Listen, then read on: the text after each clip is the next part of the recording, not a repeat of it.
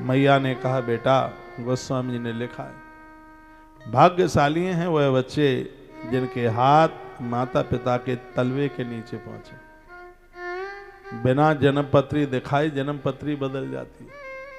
एक लाल किताब आती है ज्योतिष की, ये ज्योतिषी लोग भी जब किसी की जन्म पत्री देखते हैं तो उसमें ये लिखा है, जब कहा जाता है कि बेरोजगारी ये काम होता नहीं, ये काम सब अटक गया है, तब वो ज्योतिषी भी कहते हैं किसी वृद्ध को कंबल बांटना, किसी वृद्ध को भोजन कराना, तुम्हारे सगरे बिगड़े काम सब अपने आप बन जाएंगे। मैं कहूँगा कि घर में बूढ़ों को वृद्धों को ध्यान से आप देखते रहें तो कुंडली कभी बिगड़ेगी ही कहाँ। तो आज माता के चरणों को श्री भरतलाल जी दिन भर चले, रात्रि को चरण दबा रहे। रात निकल गई, भोर हुआ, सब लोगों ने चलने की तैयारी की। वहां भरत सबको लेकर के पहुंच गए जहां प्रभु राम जी ने केवट से नाव मांगी। अब मैं आपको पूरी राम कथा तो सुना नहीं पाऊंगा, 3 ही दिवस का समय था और बैनर पर लिखा था भरत चरित्र। और ये मेरे जीवन की कुछ खास आदत है, मेरे केंद्र में जो सब्जेक्ट बैठा है मुझे उसी के ऊपर बोलने की आदत भी है। बात भरत की है तो फिर दूसरी बात सुनाऊं तो उसमें फिर मेरा इंटरेस्ट नहीं है। लेकिन आने वाले समय में कभी भी यदि मैं सूरत में आऊंगा तो प्यारे केवट को लेकर के जरूर आऊंगा। केवट की कथा बड़ी अद्भुत है, अद्भुत है केवट, महान है केवट। केवट ने इसी घाट से प्रभु राम को बिठा के पार किया था। भरत आज वहीं पहुंच गए, प्रार्थना करने लगे। जोरे पान बरमान हुए हो, जोरे पान बरमान हुए हो, सिया राम पद सहज सने हो, श्री राम जय राम जय जय राम, श्री राम जय राम जय जय राम, श्री राम जय राम जय जय राम, श्री राम जय राम जय जय राम, श्री राम जय राम जय जय राम, श्री राम जय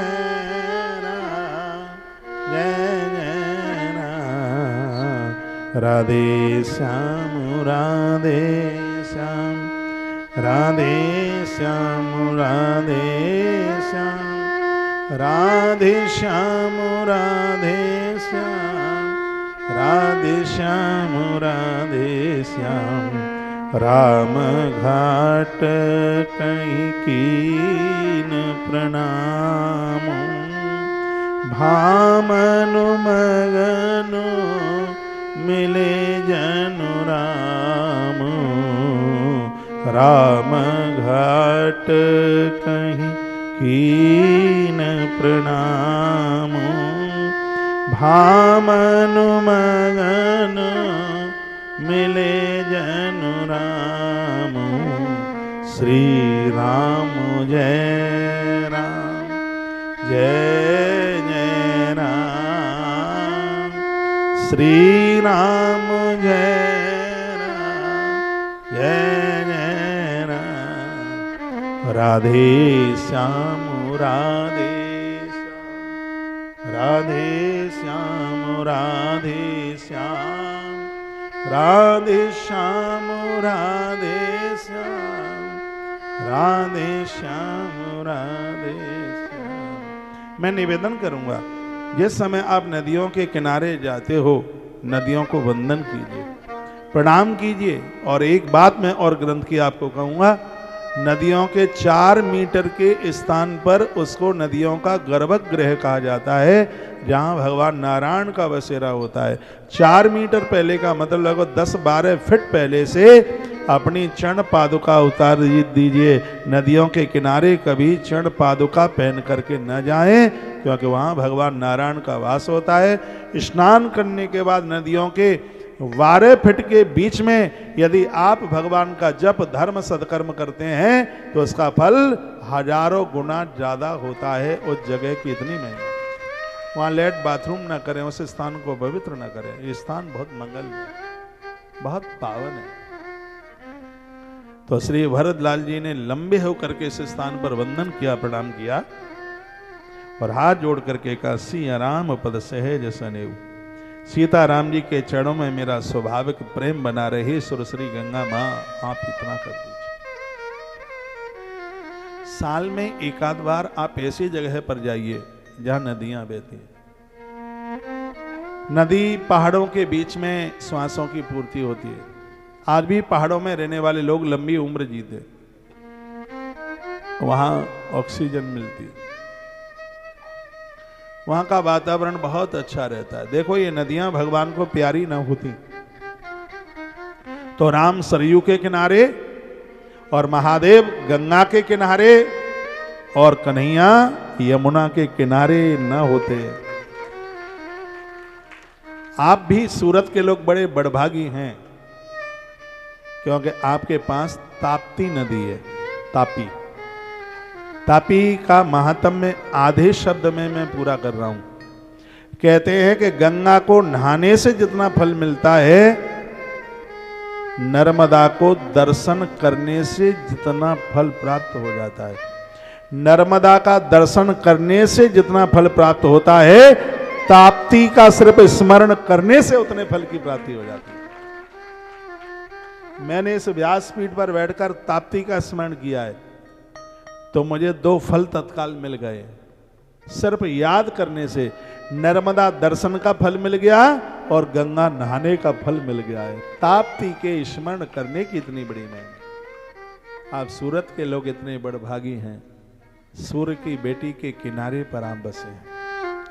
पर्व के समय पर आप जाते रहिएगा, नदियों को वंदन कीजिए, नदियों को प्रणाम कीजिए। नदियां हमें पूरा सुख देती हैं, ऐश्वर्य देती हैं, वैभव देती हैं। नदियों को दीपदान करोगे, आपके बच्चे कुशल जीवन जिएंगे। इसलिए तो यशोदा मैया दीपदान करती थी कन्हैया के लिए। नदियों के प्रति पूरी श्रद्धा रखी होती। आज श्री भरतलाल जी ने वंदन किया, प्रणाम किया और उसके तत्पश्चात आज नदी को पार करते हुए आगे पूरे अवध के लोग प्रयाग के लिए प्रस्थान किए। भरत अंदर से टूट गए। धिग के कई अमंगल मूला, भेष प्राण प्रियतम प्रतिकूला। कहते हैं माता केकई की वजह से आज इतना अनर्थ हो गया। विदबाम की करनी कठिन जेहि, मातु कीनी बावरी, तेरात पुण्य पुण्य करहि प्रभु, सादर सरैना रावरी। हे विदाता, बहुत कुछ श्री भरत जी ने बोला और यह चलते चलते आगे कहां श्री प्रयाग। प्रयाग बड़ा अद्भुत है। मनुष्य शरीर मिला है तो वर्ष में एक आध बार श्री प्रयाग की यात्रा करते रही। आप कुंभ गए कि नहीं गए? 66 करोड़ लोगों ने डुबकी लगाई। मैं भी कुंभ में था। कुंभ का नजारा, कई लाखों की संख्या में तो महात्मा चल करके आए। कहते हैं अश्वमेध सहस्त्राणी वाजपेयी शतानिच, हजारों यज्ञ करने का फल सिर्फ कुंभ के दर्शन करने मात्र से प्राप्त हो जाता है। कुछ लोग गए, उन्होंने कहा महाराज जी हम गए, भीड़ भाड़ ज्यादा थी, हम तो नहा ही नहीं पाए, तो कोई अपराध हो गया? मैंने कहा कोई अपराध नहीं। कुंभ में तो दर्शन की भी बड़ी महिमा है। सिर्फ दर्शन करने मात्र से हजारों हजारों यज्ञ करने का फल प्राप्त हो जाता है। प्रयाग का इतना बड़ा महत्व है। ऐसे श्री प्रयाग में श्री भरत अयोध्या के लोगों के साथ वहां पधारे। लिखा है कि बहुत दूर पहले से ही भरत रथ से नीचे उतर गए, प्रयाग की माटी को प्रणाम किया। और यह नियम बनता है, जब तीर्थ में प्रवेश करें अपनी गाड़ी से नीचे उतरिए। ऐसा मैं करता हूँ। अपनी गाड़ी से नीचे उतरिए और तीर्थ की सीमा में पहुंचे तो मत्था रख करके पहले प्रणाम कीजिए। दुनिया के पाप तीर्थ में कट जाते।